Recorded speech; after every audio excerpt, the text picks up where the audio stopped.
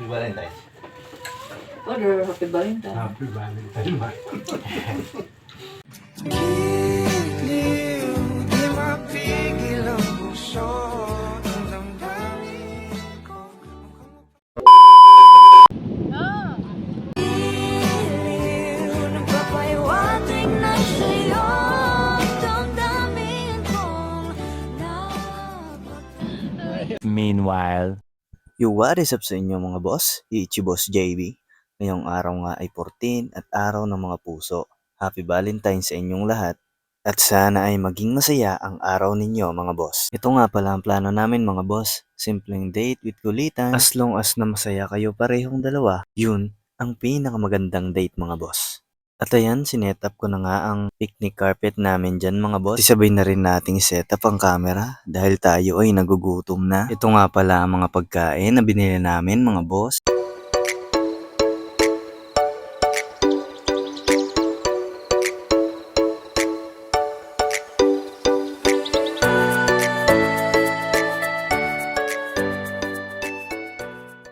Nagutom nga kami dyan mga boss kasi nga medyo mahaba yung biyahe namin. Tamang kwentuhan lang nga kami dyan mga boss habang kumakain. Baka nagtataka kayo kung bakit ito ang kinakain namin. Ito kasi ang gusto niya mga boss kaya ito ang binili namin. Pizza pa sana kaso lang sarado. Gawa ng Valentine's Day. Ito nga pala namin naisipan mga boss mag-picnic kasi nga para maiba naman. At ito ang sabi niya sa akin. Hindi naman kailangan bongga ang place na pupuntahan natin. At hindi naman kailangan marami ang pagkain. At mas lalong hindi kailangan na mapera ka para mapasaya mo ang i-date mo. Basta masaya at nag-i-enjoy kayo pareho. Pero kahit ganun kaseryoso ang sinabi niya, meron din naman siyang joker side mga boss. Tulad neto. It was at this moment that Nathan knew. He fucked up.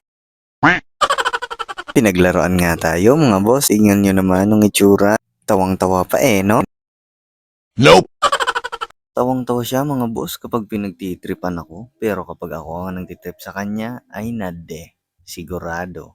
Aawayin ka niya. Bakit kaya ganun ang ibang mga babae no? Napaka-moody. Comment nga kayo kung bakit moody kayo minsan. Pero kahit na ganun, love na love ko pa rin siya. Sana all.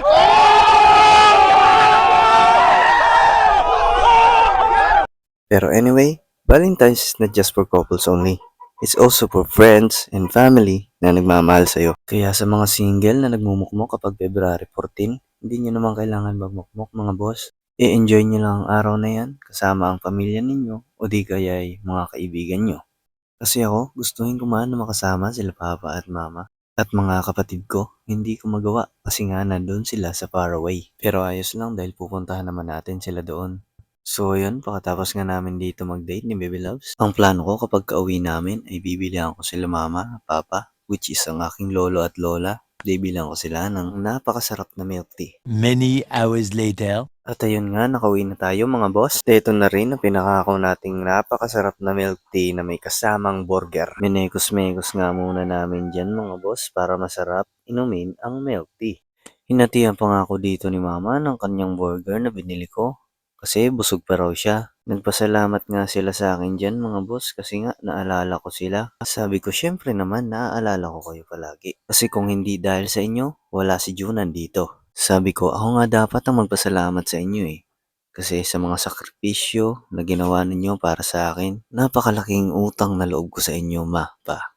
Kaya maraming salamat. Kaya ngayon ako naman ang magpapasaya sa inyo kahit konti lang. Simple lang din pala ang gusto nila mga boss. Kahit gantong salo-salo lang, okay na sila. Basta magkakasama at masaya. Tamang kwentuhan at tamang tawanan lang mga boss. Ika nga ang sabi nila, ang pinaka-the best bonding ay ang family bonding. Padya ang hangin. May pa-cheers pa ngang nalalaman dito si Mami Der. Napangiti nga ako Di naman halatang kinilig dito si Pops no? Sabi ni Mama kay Papa, may mood na naman kita sa mga kabataan ta. Kaya kila Tito Tita at sa buong pamilya. Shout it out sa inyong lahat. Mag-iingat kayo palagi and God bless. Peace!